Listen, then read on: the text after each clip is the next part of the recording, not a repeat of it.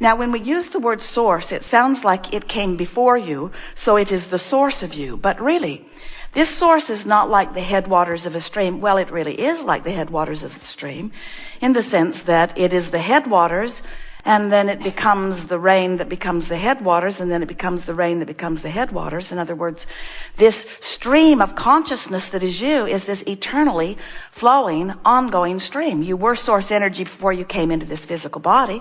A part of that consciousness is here in this physical body, where you are exploring and coming to new conclusions and preferences of what would be better for you. Now, you are not evaluating those against what all other preferences are. You're just standing in the purity and clarity of your now knowing what would feel better to you. And the reason that you know what would feel better to you is because you are able to discern what does not feel good to you. In other words, because of this contrasting vibration that has unwanted and wanted in every particle of every bit of it, when you know what you don't want, you know what you do want, even if you are not able to articulate it. You, like the beasts of your planet, are offering far more of your communication through vibrational output than you are through the words you offer. So when you know what you don't want, what you do want emanates from you, and that emanation is received by the non-physical part of you, the non-physical source energy part of you. What we just said to you is that Source, who existed before you in this body, who exists simultaneously while you are in this body, expands because of your exposure to life while here in this body. So when you know what you don't want, you know what you do want, and you send that rocket forward, and that rocket is then received by the source within you and is vibrationally achieved. So when you don't have enough money and you ask for more, whether you use words or not, that desire for more abundance radiates from you, and the larger part of you becomes more abundant. Now, many of you say, but Abraham, non-physical does not really sound like gold coins. Non-physical does not really sound like cash or money in the bank. Non-physical sort of sounds like ideas and thoughts. And we say non-physical is vibration, but the vibrational base of everything that you know that is manifested is a vibrational base. And the vibrational base of your prosperity is being held by Source in what we are calling your vibrational reality. We've given it a more substantial label, this vortex of creation, because we want you to feel and know, as we do, the validity and the reality of the expansion that has taken place because of your interaction with life, and that exists in a now reality, Now you say, well, it might exist in a now reality, but I can't spend it yet, therefore it's future to me. And we say, we'll give that to you. It's future in terms of your manifestation, but it's now in terms of vibration, and therefore it's now in terms of emotion. Therefore it's now in terms of being. It's now in terms of validity. It's now. It's right now. It's now, and you can claim it. But you often don't claim it because it hasn't manifested, and you don't claim it because since it hasn't manifested, you call it future, and therefore still missing. And as long as it feels like it's still missing to you, which it is in terms of being able to see it and hear it and smell it and taste it and touch it, it exists as far as we're concerned in terms of being able to feel it and know it. And if you can make that jump today, if you can make the emotional leap into your vortex where you can know your well-being, where you can know your abundance, where you can know that which you've evolved to, even before others are able to see it, hear it, smell it, taste it, touch it. If you can know it because you've got your tuner set to the now knowing, feeling, converging source energy meets physical beingness moment in time where all of your power is, if you can reach for that powerful knowing point, then first of all, you'll be happy now. The negative stuff will lift off of you, because in knowing who you really are and what you want and practicing the vibration of it, the resistance cannot be in your vibration. And when the resistance is not in your vibration, two wonderful and amazing things happen to you. First and foremost, really we mean this, you feel fabulous. Because when resistance raises or lifts off of you, when resistance is gone and your vibration raises, you are that free-flowing, good-feeling, clear-minded, vital, eager, passionate being that you were born to be. That's the first thing that happens. The second thing that happens is manifestation. Now, many of you say, well, we'd have put that one first. Manifestation seems way better than just being happy. But the reason we didn't put it first is because if you put manifestation before happiness, you hold the manifestation and the happiness off. If you will put happiness before the manifestation, then you can have the happiness now, and the manifestation is right on the heels of it. We're not kidding you even a little bit about that. This is how the science of deliberate creation works. It is something that you can feel and confirm and show evidence of through your manifestation. So we are eager to talk with you about anything that is important to you. We'll be talking about law of attraction, but law of attraction is so much more than people think it is. Law of attraction is really about you recognizing at a vibrational and therefore an emotional level who you really are, and doing your level best in every moment to be all of that. What it is really about is no longer being willing to walk around as a partial being. The thoughts you think cause you to offer a vibration. And when you offer a vibration, there is always a relationship between the vibration you're offering because of the thought you're thinking and the vibration that the larger part of you offers because of the thought the larger part of you is thinking. So, for example, when you're angry at someone, maybe they got mad at you first and you're just mad in defense. When you're angry at someone, the reason it feels so awful to you is not because the person is mad at you and you are mad at the person. The reason you feel so awful is because you're choosing an attitude and an approach to life that the source within you will never choose. And you are letting this be your excuse to cause vibrational separation. That's too strong of a word because you can't ever separate yourself. But vibrational variance, vibrational difference between who you really are, who is one who loves, and who you're being in this moment, which is one who hates or one who is angry or defensive.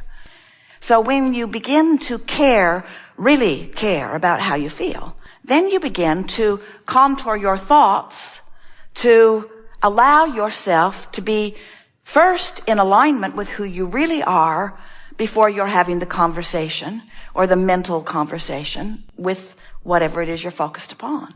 If you will take the time to align with who you really are and then talk to your kids, if you will take the time to align with who you really are and then think about your business, if you will take the time to align with who you are and then contemplate anything else, personal or worldview, if you'll take the time to align with who you are, you'll feel not only the wisdom of that broader perspective flowing through you, but the resonance. And with that resonance comes clarity and vitality and stamina and eagerness.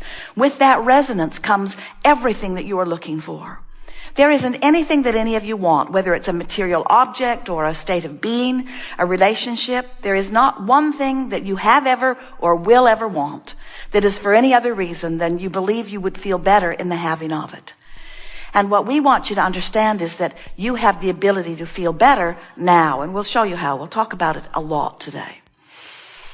It is Sunday in Australia, did you know?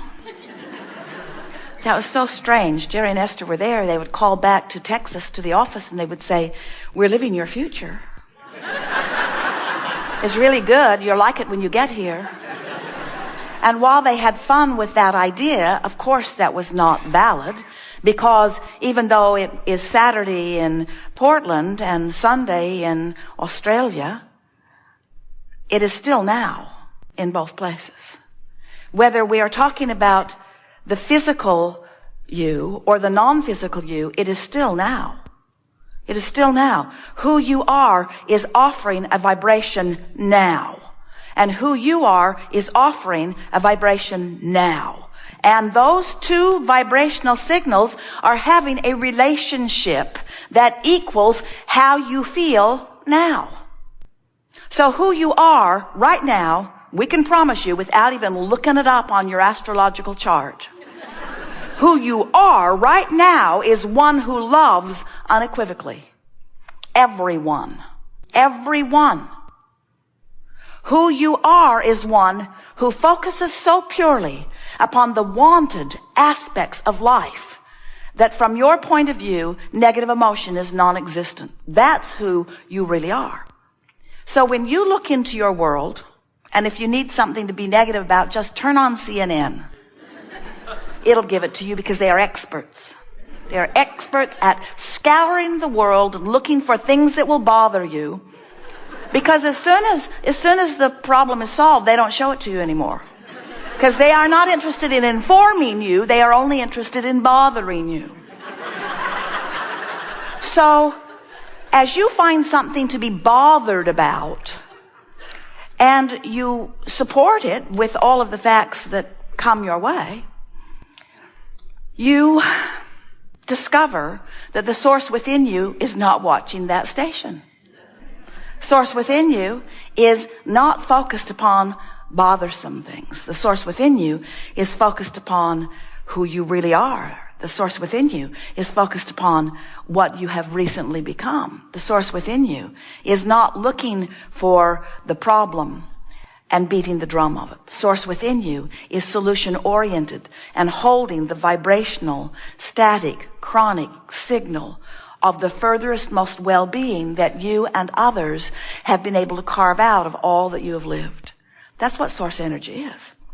And you, no matter how you approach your physical life experience, can never, ever, ever, not one time ever, you cannot move yourself far enough outside the signal of source that its signal doesn't affect you. If you could, you could be really, really negative or really, really disappointed or really, really angry and not feel bad while you're doing it. But because this larger part of who you are is always factored in to your vibrational relationship, then the only way that you can really be happy is to tune yourself to the frequency of your source. And when you do, that's what we call moving into the vortex of fullness, into the vortex of all that isness, into the vortex of now non-resistance to the things that you've been asking for and complete allowance and alignment with their manifestation. That's what being in the vortex is.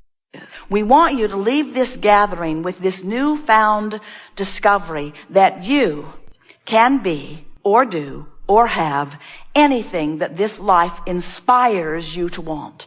We want you to understand that if the contrast of your life can cause a desire to formulate within you, that vibrational rocket means that it is certain that it can be fully manifested. It does not have to only dwell in this vibrational vortex. We hear some of our physical friends as they try to explain what happens in a gathering like this to their friends. It's very awkward to explain to those who are on a different vibrational wavelength, isn't it? Well, first of all, for starters, there's this man who calls his wife Abraham. Now, right there, it gets weird. And then she or he or whoever they are stands on the stage, pretends they're plural, and wave her arm around, pointing at the floor, insisting that there's a vortex there. And the whole goal is to get in it.